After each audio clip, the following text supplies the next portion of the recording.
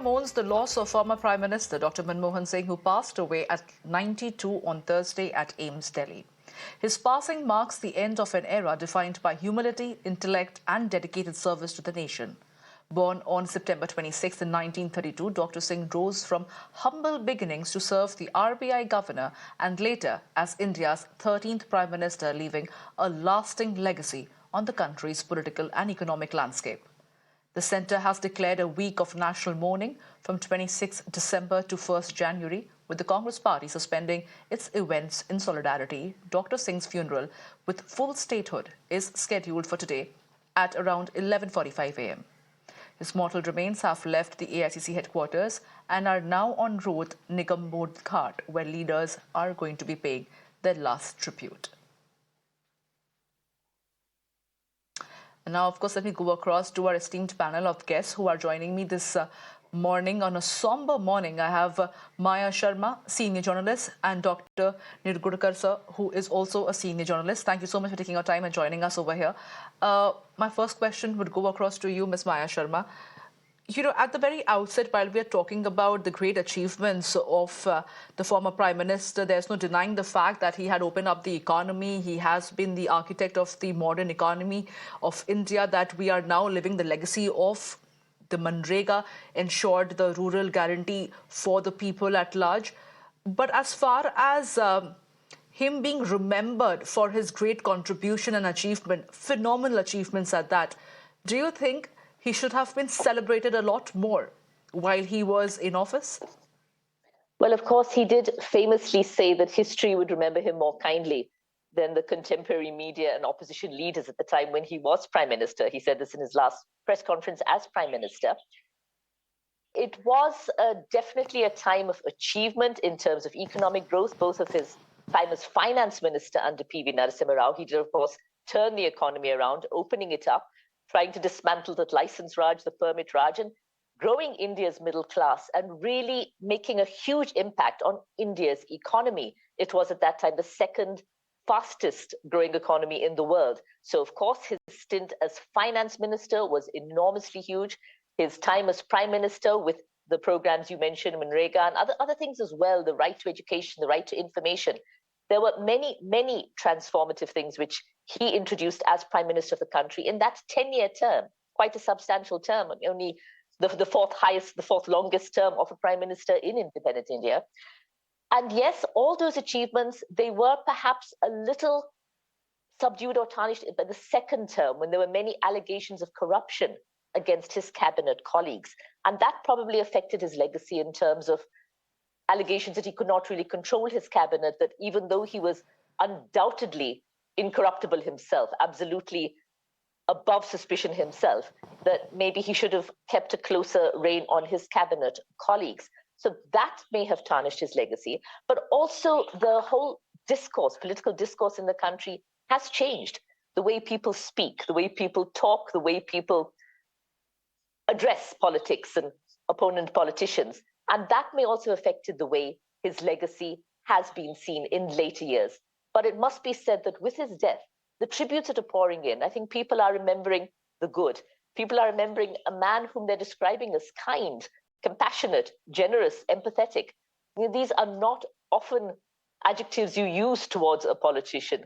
His quietness, his self-effacing habit, I think people are realizing once again his absolute contribution to the nation, despite the criticisms, the change in the political dialogue over the last few years.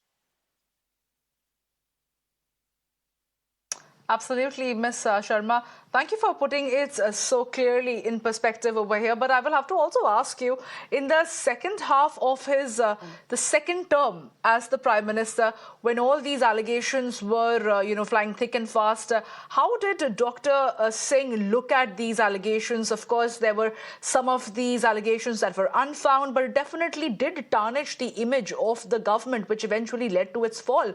How did Dr. Singh look at the defeats as far as elections are concerned, or about losing a winning battle is concerned? He was, I think, this highly educated man was very philosophical in his approach. And the very fact that he stepped back in 2014 saying, I do not want to be considered a prime ministerial candidate, showed that he was not really after power for the sake of power. I think he wanted to make a difference. He wanted to make a difference to the country. And there are stories of how when he woke up from surgery, he asked his doctor, how's my country? Not how did the surgery go, but how is my country doing? I think he wanted to make a difference. I don't think he was after power for the sake of power. And really that impact he had, and while there was, of course, criticism that perhaps he was too silent, did not speak enough, the very fact that you have a politician who doesn't always want his voice to be heard is in itself something unusual. So he did also say, when it came to the coalition, he said he did the best he could under the circumstances. I mean, we know that political coalitions are messy at the best of times. He had a lot of very strong allies following their own path in that UPA government. But he said he did the best he could, and which is why he said history would judge him more kindly. His style of management, of course, did bring criticism. They said he was too quiet, not aggressive enough. But perhaps as we look back, that could be one of the better points, one of the positive points about his time as prime minister, the fact that he did not browbeat people, that people felt free. I mean, there was the very fact this criticism of the prime minister happened while he was prime minister, whether it was cartoons, whether it was jokes, whether it was people in public, the very fact that they could criticize him and still feel safe is in itself a very strong statement. Interesting. Ms. Sharma, let me read that question across to Dr. Nirgurkar, who also continues to be with us. So thank you for your patience, Dr. Nirgurkar, sir. But you know what Ms. Sharma was saying over here is very interesting, that Dr. Manmohan Singh was open to criticism. And I would like to bring across one example over here. There are several stand-up artists right now who are taking to social media and saying that, you know, without a frown, they could go ahead and perhaps crack jokes or, you know, criticize the government. They never really had any doubts about the fact that their freedom of expression is going to come down upon heavily by the government of the day. Do you think that is also where Dr. Singh's strength lied in, that he was progressive in that sense? Even though he was somebody who was reticent, but he was accepting of criticism. He accepted because of his nature, and maybe there was a little choice because there was a National Advisory Council, perhaps over him, if I can use the word, which had its own veto. There was overriding power which can turn the ordinances. But his political demeanor, he used to speak less, but take actions whenever he could and wherever it was possible. I would like to narrate the incident of a simplicity of this couple, which is very rare to find. Forget about the level at which, even in any level in politics. It was in 2009 when Shamshad Begum, the famous singer, I'm sure those who are in 50s and 60s would have listened to her songs on All India Radio, was to be conferred with a rare honor of Padma Bhushan. The hall was decorated in Rashtrapati Bhavan.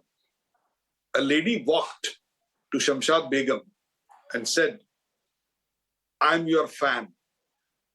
Shamshad Sahiba asked her who you are. She said, and what you do?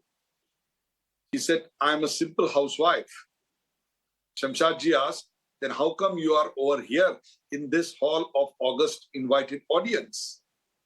The lady replied, because of my husband, I'm here. Who is your husband? The soft reply came, मेरे शौहर का नाम मनमोहन सिंह है और वो इस देश के प्रधानमंत्री हैं. Imagine what Shamshad ji would have felt. There are goosebumps as I tell you this even today. Such kind of simplicity, honesty, simple living, high thinking. A true Sikh who believed in Nanak's philosophy that I have to do good to the people, and especially to those who are in the last row, standing in the last position. Because of his poor background, that sensitivity was built in. It was not easy when he took over.